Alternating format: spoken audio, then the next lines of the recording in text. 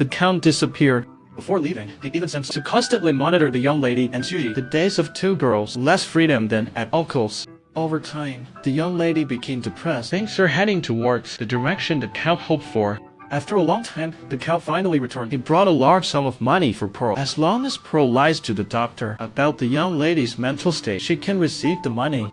Pearl did as instructed, and the young lady was sent to a mental hospital. The two sisters embraced tightly, but no one expected another huge twist. It was Pearl who was sent to the mental hospital, and the young lady took the maid's identity instead. My poor young lady has completely lost her mind.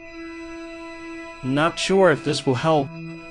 This is what she treasured most, her mother's keepsake. When she was still mentally stable, the young lady left with the Count, leaving Pearl in disarray. It turned out to be a plot within a plot. A long time ago, the Count personally visited the young lady. He knew with his looks and status, it couldn't make the proud young lady feel anything. So the Count proposed a win-win solution to the young lady: to find a greedy maid and lure her with money, deliberately sharing her clothes, shoes, and jewelry to inflate the greed of the Pearl. Also nurturing the Pearl's temperament, preparing to replace herself. As long as the Pearl ends up in the mental hospital, the young lady gains freedom. The Count can then get half of the young lady's fortune. The young lady ponders, trading half her fortune for freedom, better than hanging like her aunt.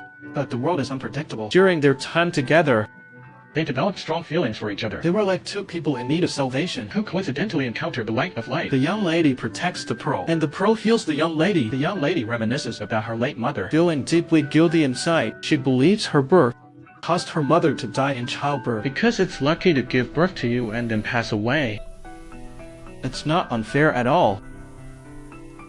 Is that what the companions in the book are like? All these little encouragements brought the two sisters closer. The Pearl even feels jealous of the Count. She gets furious seeing the young lady with the Count, and then throws tantrums. However, not long after, her uncle discovered the Count's existence and dragged the young lady into the basement for a severe lesson. The young lady was in despair. She prepared to hang herself under the cherry blossom tree, like her aunt. Fortunately, Suzy discovered it in time. She was able to save the young lady. Suzy felt very sad.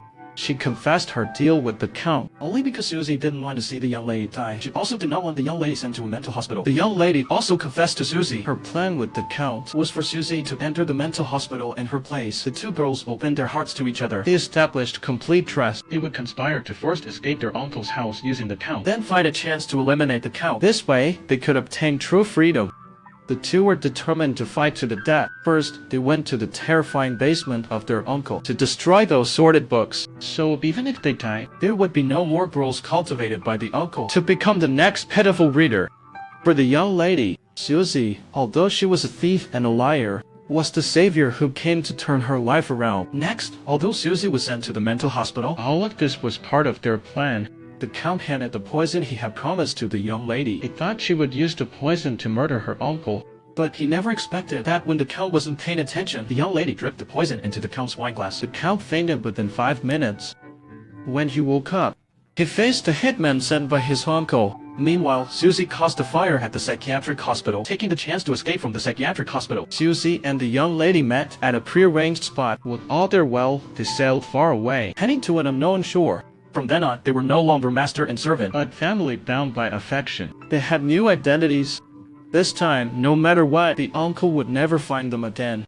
The South Korean film, The Handmaiden, premiered. It quickly won numerous awards. It vividly showcases the ugliness of human nature. Despair is a central theme for both the aunt and the handmaiden. The difference is the aunt carries despair under the cherry blossom tree that symbolizes romance. That is her final longing for true love. The handmaiden, however, is fortunate to discover the light of life, thus escaping the darkness and living a bright, happy life. Everyone's life has its dark side. How do you face the abyss of life? And how do you confront darkness and ugliness? Both self-rescue and be rescued are precious aspects of life. Be loved and warmth is an immense fortune. May you, even when cloaked in thorns, still be accepted and blessed. Author